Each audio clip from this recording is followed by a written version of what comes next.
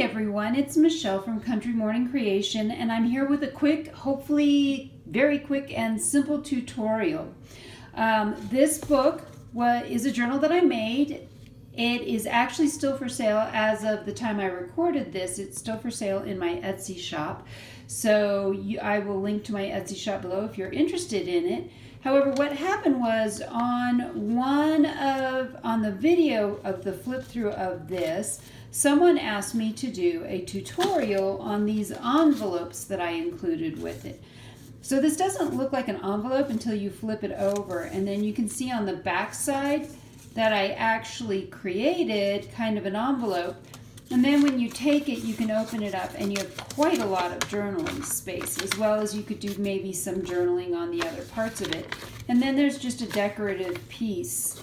So what I'm going to show you how to do is it's literally just some folding.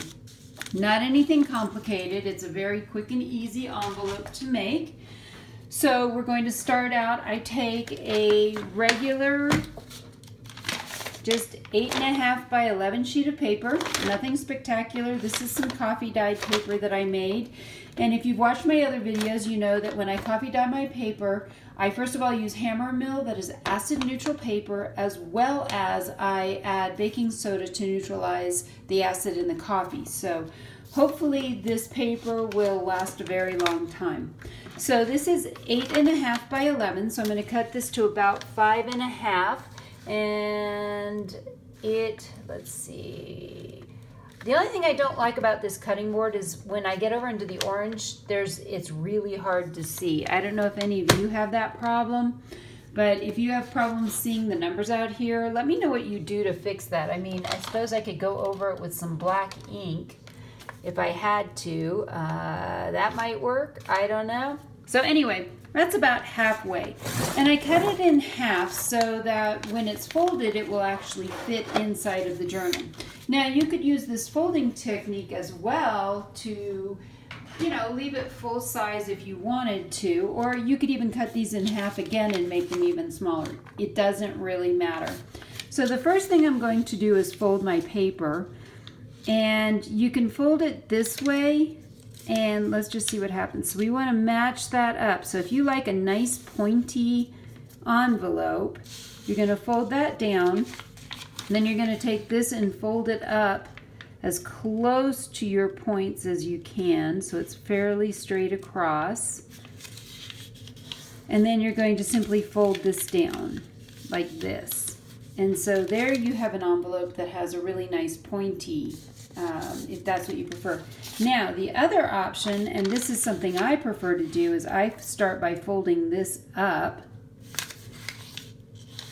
and then folding this over, and then from here, then I simply take the two corners, fold them down. Now, you won't get a nice point if that's something that you prefer, but you get a different size envelope this way, and then it's more flat across the bottom.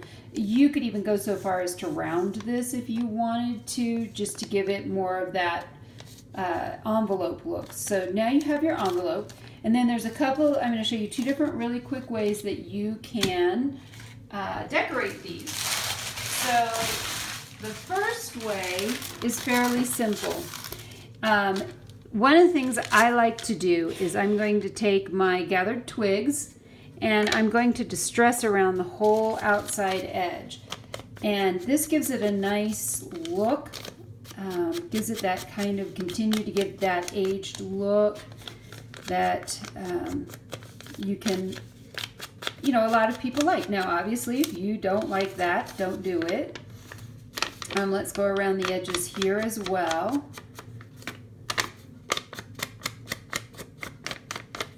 And then if you want, why not? Let's go ahead and do this, do the whole outside edge as well.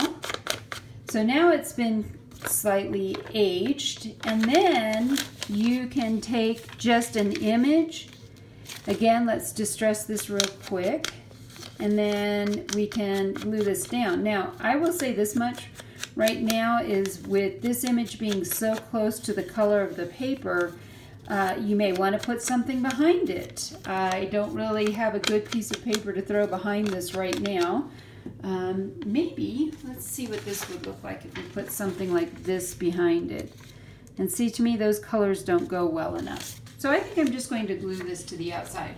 One of the things that I do like to use, and I know everybody has their favorite glues, but right now I'm into these Scotch Permanent glue sticks, and I got them in the smaller size because then they're easy to just have on hand, and I kind of keep them everywhere so that, you know, they're just readily available and handy, and I can just grab them. So we're just going to glue this to the outside edge of this.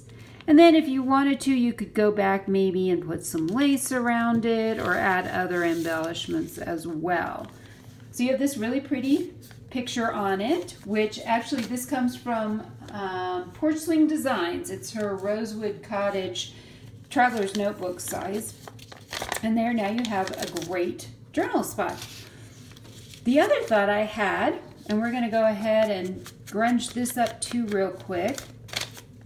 If you don't want to put an image on the top and you want to just keep it flat, because sometimes when you start, excuse me, piling a lot of stuff, it's not comfortable to write. Ooh, allergies acting up. I get allergies in the fall instead of in the spring.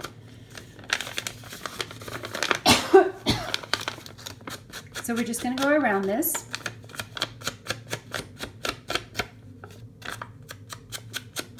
And then I'm going to fold it back up again. And I'm just going to do a little bit of stenciling on this. There we go. So by stenciling it, then you get a nice design, but then the whole thing will still lie flat. Like that. So I hope you've enjoyed this real quick tutorial. 2 different types of envelopes, 2 different ways you can fold them, 2 different ways you can decorate them. So I hope that I have inspired you to be creative today.